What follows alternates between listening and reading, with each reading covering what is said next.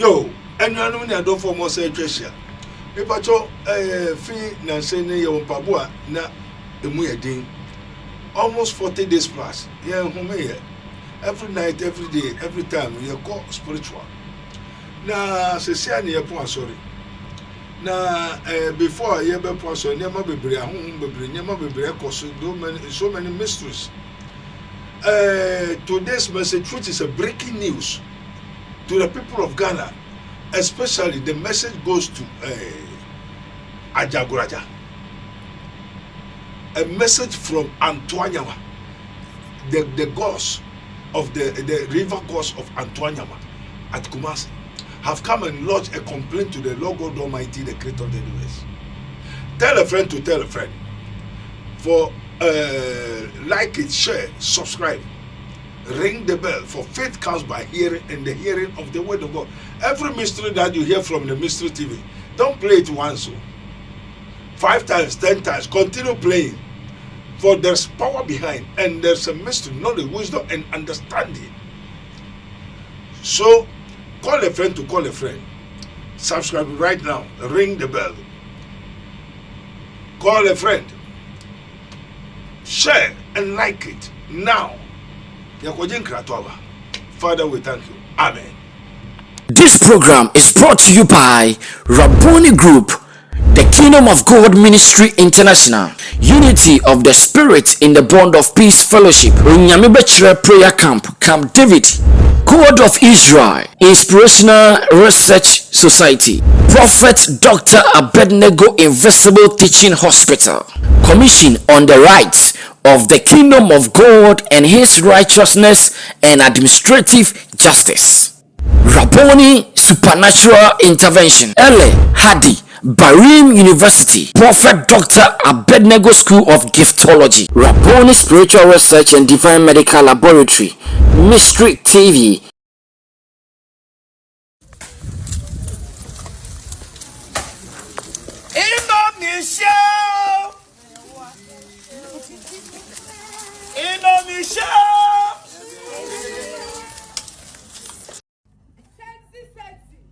Odi for pen na for sem banana for ni ba ko pe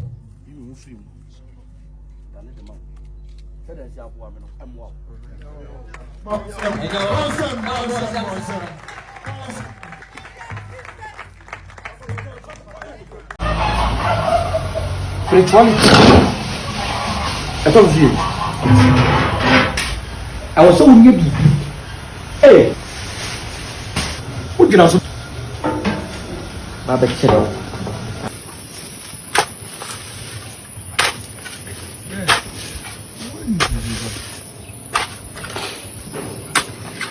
Uncle from bed. In the name of Jesus.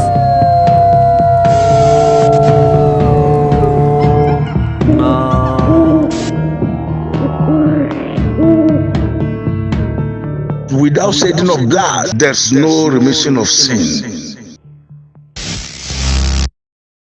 All right, yo, and the radiation said, Mama, Yakoje and Kratuaba. And you know, on signal, the river god, also Ushini, Bribuho, the one who talk of the river gods, Abuso, Voodoo, Etro, Leba, Voodoo, Mamuata, Womina, Ewo. God created everything before He created man. So what we are talking about is spiritual, is cosmic. Adibia ewo wiasibia ewodi ewo. Double zibo angolio wo nyina ewo eka ngolia eka nsamafo. And to me, I'm a spiritual man. Also for the how possible is a pastor talking to river gods. And for an voodoo a throw many abosom me to make us. Me abo from start am a hosa. What I say me nye suffer. And you know me kasa me honhum bia me to me bia kasa. One so say no one who say any secrecy bibi o me wo asase su. So mbo obo ade amane. So they come to the Lord God Almighty to inform Him. Now is it true? Why are all these things right now breaking news? Is it true that Ajaguraja Lankasa is the spirit of Asiamah, whose father is called Abednego, not me. So once upon a time, the spirit of Ajaguraja spirit came to me to tell me to warn Kwabena Asiamah. Or no, first not on a spirit in Ajaguraja, I don't know friend spirit in Ajaguraja. Ne papa di Abednego on in aye Juma na say no Abedu Kwabena Asiamah so. And ordinary Juma, near why 80% one can't train. Say, senior. Baby, a boy needed no washing or a boy who knew Bia Montini. I did be a Tokwa Massam name Tokwani challenging Busum name Pet. Also, one more that guy Ajaguraja is not a prophet or your bishop or your pastor. Ajaguraja is not a pastor, but it's a fetish priest. For quite a long time, we know I call the spirit, I speak to so many spirits. Anti Niama Bebre Nekoda to challenge in the idea in Niama Oyeno. Ajaguraja, that spirit which is called Ajaguraja, don't want what Kwabena Asiamah is doing. The son of Abednego, that old Abednego, it's not me. People thought Abednego do Kumasi. People use my name, me, to deceive people. Be very careful. This is his minister of Christ, Prophet Dr. Abednego of the Kingdom of God ministry. As it is written, ye may know the truth, and the truth shall set you free. And Crawford said, "Men and Kumasi." Abednego. I don't have Abednego at any place. It's only in Sawam. It's only the kingdom of God. I don't open branches and churches, call people to come and do pastors, deceiving people. No. Our branch, the headquarters in heaven, here, and you go to all over the world unless you come here. And you know, you want to that's Asiamah. Also for share says I did a yana. And so I didn't among cop or Pemso Kumasi or Utumfo. So Samuna Ofi Kumasi now ba. Ah, uye esio to me.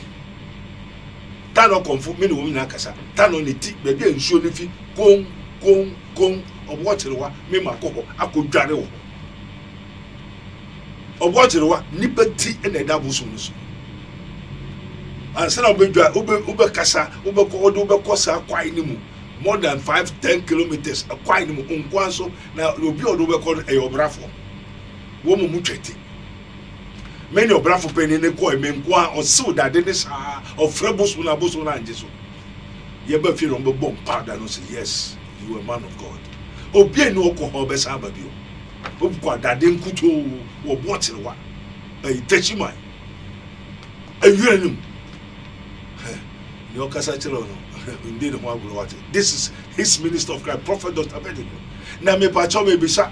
Is it true? Ayampa say Ajaguraja or comfort unya suffer ye bishop refuse jai pastoriano na jai Bible ofana ko bubu now san condemn Bible. You don't have Christ in you, and it is not Christ who sent Ajaguraja. When you know. Antwanyama, the god of the goddess, the river goddess, have told me, say, mem tea ne na menti ochra. Nanka and say what is membeka na Ajaguraja enti denti. Ayampa say o konfuno friend Ajaguraja Kwabena Asiamah. Waba enwire nimo. Abegunsa wo nsuo no mu. Wambo ago, wambo kokoko, wansi opimso eye Kumasi tumfo no. One sin say me back Kumasi be amamere. And amamere so one folk body need the amma bosom. And then mra oba hona insurance no. Antwanyama e hono bebere the whole world wokoko bodua. Me mako Antwanyama ho. Sa baby a o insurance titan. What they be fa ho me mako baby o mbodua ma se da akọ. Enti aseba me kan nyama hu nyama tene me di ho danse. Enti nsuo na nkasa aba me nche me bisa me se Kwabena Asiamah your comfort. One for boni ni di ama wo. Na ne nsa na odebegu ho no. Nwanu. No mbekere ni se osukuru so no mbuade a enye wo mu Kumasi sante boso so. I say ne yin so e o se me bona mane. Enti me bisa so eyampa. Se Kwabena Asiamah onuwato de Ajaguraja. Ne papa de Abednego onye sofo oye komfo wa kwa Ajaguraja akọ Antwanyama ensuonumu akọ de ansa akọ guho abon aye abon pa aye apaya osere no say mema na sunti o ma ne 3 days na nsa wa me da ne wadi ankyere Antoine Mabosum ene Kumasi mpemfo ne ade no wan hwe amfa yi anto yi a esantemai asema betumo 1 apemfo beyira emma beyira enkwada beyira o ma Ajaguraja 3 days uma utumfo nti. This is a message from Prophet Dr. Abedin of the Kingdom of God Ministry. I am the controller of the heaven and earth. I command the heaven and earth. And I am a mediator between God and man. As my Father, our Lord Jesus Christ. It's a mediator between God and man. God speaks to every creature, every onidria, abu, insun, kasa. Mamu atanyina Yesu no kasa. Onamu epusu. Ena insunu bo asroche won microphone im say asroche na ebo. Mamu atanya wusu ayewe no lele no monum lele. Shape no. Ah Yesu ne esuafo ne tim. Na Peter Dimirika, Yesu, ye baba wu no, we hu ana. Ena Yesu ade na mu nkwada musuro nkwada musuro nkwada musuro. Ti Yesu sorry no so oh mame meme ohu mame wata. Sa asroche na ebo enya asroche o. It's a spirit person that is called a maybe marine spirit. Now also ebe so ahwe say ampa wo so obi aba ojifu bi aba egura mo rahim ahine tete Nyankopon na Yesu ye nso de sabre ya ye wo nsu no mu ye be ye den no so let your peace come. Yesu tia nsu no na nsu no ye di at once. Na nkrofo say hey onipa benina okasama frama yedin hallelujah onipa benina okasama frama yedin bana aswafuru bo ntimbo say hey papa yi mama yenso no ye nya wanya no somo ye Yesu Kristo na wanya na Kristofo mu somo ye anti ehwa na wosikwa na nkrofoni na wodi Yesu achisa meka cho se nogopo busum na nkasa ba dama ajenesare ne nogopo nya asem no Awurade tumeni ye ne kasa kire nogopo so mfa ne nsanka ajenesare anka mo nkasa mo hu bibi enye mo mpaibo Ghana ha enye mo mpaibo ebin makoho akopa nogopo busum ne che akọ to the scam for a pastor, prophet, teacher, the whole Ghana, everybody is crying for what? Ajenesare. Also the bishop. Busum. Man pass man, nothing pass God. We talk to Nogopo to calm down. Jano. Nkohwa hu. Say ayueno Ajenesare ne yin oyagbeni. Otumeka sa chara ni fie busum. Wa hu bida. And someone was in a year. Sorry, assassin. Almost a prophet idea. What the Fed are grown up idea. Your catchers a bedu could ne yere no and a case no one and a case no or the bedu could be baby do baby on meko court. What is said for the bedu could be yere no aba abontin say yes. Ako the injunction ako to court sasasina bedu could be prophet a man of God see I saw the insist and idiot. People are doubting what say prophet no can ye name the die who did here, but we have to let you know the truth. And this media for bloggers in the we have already told ye kind of way they hear from the mistress of the mysteries. Na anyebia eyampa kwabre Asiamah wako Kumasi Antoine Mao ako sako guhana and san was so manu fro but wo so mo ye juma na mo won ye juma ne so the consequences everybody ba ne say emma beyira emofra beyira apemfo beyira woman 3 days already no Ajaguraja eyebosumo a ne papa koje ya ode ya sorry akata so obosumfo a ofra bishop what our lying spirits aturu nada. Oh yeah, doctor. Doctor is a doctor, and he was spiritual doctor. I am spiritual doctor. Oh yeah, pastor. Oh you didn't see. Oh yeah, ahaban sofa. Oh yeah, ahaban sofa. Oh yeah, togbi ya kasememi ya togbi. We no go. ko beni a obehu to gbogbo no po obehu say okuta poma or the poma no to na da ni owo what they say ni Mose Onyankopon de ma Mose ye wo beni ye okrofo omu wo sa wo no go bebre nanso ye wo sum ni wo hai enti no sa na aba say onyame nipa a okuta ewura mo wura ahina ahimu ahine ye de nkra beto say se ni ye baga na ha be ye biribiara esan say han ni wo hanti ye ntumi ntwa okromotem embopo because there's a spirit be a power be baga na this me abeda no wadi and that's asem beto no because there's God here. Say, our Father which art in heaven, hallowed be thy name, thy kingdom come, thy will be done in earth as it is in heaven. Yes, Christ by our full say carpenter neighbor. Antino Wobabo man near country Ajaguraja. Asiamah kwabne Asiamah. So a yampa. Say yampa dia and nina bonito. Na mamre ne say no. Ne Kaiser don't former Kaiser. The Onyankopon de inform Onyankopon. And for ye sorry we are no so near the ending selling the people's soul to the devils. So our spirit to you it's not Christ. It's not Christ. Fanya mesem on koponya mesem on kopo Bible. Sana Antoine Maka. And Antoine Ma abosum ba nwani abre. Na nwani abre ko. So for that what the abosumo ya sorry no won hwani na bere aso woni mabegwase na woni mabegwase no bebre many will perish for to him the gods that did not create the heaven and earth shall perish from under heaven. The gods that did not create the heaven and earth shall perish on the earth. Fatu to ye so for work oje duru to be now dia so when this went to now Asiamah, be very careful, for there is the law of karma. God has no respect of any person. Onyankopon ombo akoda mbo bia na ne oye na pede. Antino obosom ne se ensam wo ho bebre. Na nsa na obekọ no so no otua Onyankopon Abraham Nyankopon Isaac na se na abosom musumo nem Onyankopon. Na se nkrofo so mu no se anyeye ne ekọ se wo meye ebebi o wo mu na eba ye nchen.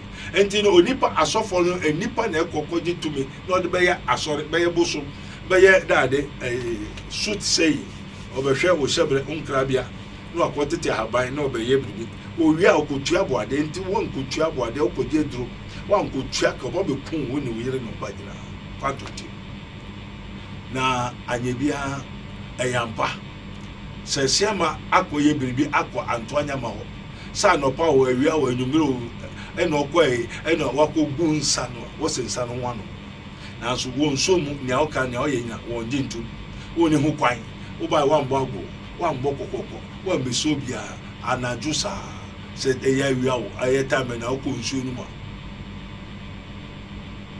okọ nso no waye sa akohwe nsa na gu okeke nsa no wo hu tam wo hwe nsa no yi apa nyina na aboso wo hu but wo se watomra wamfa kwampa so na ode ba. And so a yampadia. Kwabne Asiamah. To your information already no. Ajaguraja nkasa bebo mamane efa usuma ho ne nyawe. Nkrofo ne wonam nyina nkrofo epewo say. So sorry for nya ho boni ne young boys Ajaguraja eye Kwabne Asiamah ne wo mo pre nyama mema ena ma ne de ende sa Bosophobia to me what I say 888.8888. Hallelujah. I say what is crooked cannot be straight, and what is straight cannot be crooked. And you know, ni abosom ne kai, and nsem yes, and na wobo amani, and me wie Kwabne Asiamah na mon poso command baby wo biara, mon fan command na. Call a friend to call a friend. Tell a friend to friend. Say, subscribe, like it and share. When the telephone number beto, maybe how we to want to say good comment. Na ring. Continue hearing. So faith comes by hearing, and the hearing of the me point you. You are so friend the kingdom of God ministry. Me ya sorry. My master me ya sorry. Jesus Christ did not come to make church. He came to build. To be seen as a No, say, I will build my church and the gates of hell shall not prevail. It's not I will build my house. The church is a body, it's a spiritual. And you are the house of the Lord. Onipa NSC. A sorry dying mo Yankupon say Radi. A hand yebo bishem, yebe kanyam yasem, yebe what manifestation of the spirit and the power of God. Until the diner was in the house of God. But ye in you dwelleth the what? The kingdom of God. And it is written, Christ in you is the hope of glory. The first love. Also, Ubesha wise, Ube no way, Namotro Jude, Uba Quasol, the same animal, a Roman for Baby Oco Junior, Oquason, Potato, Galivide, a Bovide. Submit woman and I'm because I remember Joseph. Ya Poisora, yes, Uncle Drus. Well, to me, I cook back home and come to me, race house and read on Pedica. What I'm saying, in a bad day. And to me, I'm black and I know the black spots. I know. I tell me, Joseph, make come for the white light of Christ through which nothing negative can penetrate. Make come for Yeshua. If sir, Bosom no one home to. And we are Mabet, Assembly, and then near Bosomoti. Now call him so your bosom. What sounds of bosom? The bosom have no mercy. The gods have no mercy. No lewa watch you, I wouldn't say. Amen. One fan saying, when you mention and come with Yesu. Amen. Onuya impenifo say pintia sase ena wakwa. Sanso ena impenifo sanka say senka wiase bibi ni wa enkeda anka yanto yaprum. Eno nti onuya obobra na niema enkoye emfama wa. Bibia ore onsabesom bia no na asai. Wadwuma sam enkoye. We kire say ahonhom ene sunsum bi asore ede etia wo. Nanso tro kronkron na mayate ase say mempene ma before entenase. Eno nti ene due may come for Prophet Dr. Abednego Invisible Teaching Hospital at Yamao. Na Prophet Dr. Abednego Invisible Teaching Hospital dear. Ye fra say a befosro the yinta ebededi the SCA ebeba ponte. Abon Safono, Oma papa kwa ni utu beda, Oma no bushoni, uni abi ni beda. Oma honama ya, Oma bibia yo, sadi na eba usum. Enya de papa, eye okra no ena wo busu tata. For bad people usually pretend to be good. And the ugly people who hide their ugliness by dressing themselves beautifully. I've told you. When you make Kasache. Sorry. God is still revealing. God is still speaking. Or how be anywhere called Prophet Dr. Abednego Invisible Teaching Hospital. Sao how no entimi enfree ho. And into your new maintenance to Trimika Nako Piemo. Ewa insawem adwajiri oreku liberty nafa wo hawo wa manie watete onkonanda wa pinisie ekodan Prophet Dr. Abednego Yankopon ebefa ne so ayowie frɛ Prophet Dr. Abednego ewa sa numbers we so 020-8599576 020-8599576 and 0278-977-215 0278-977-215. Afuwe dear, enough is enough. Yako Prophet Dr. Abednego Invisible Teaching Hospital. Akope faudie.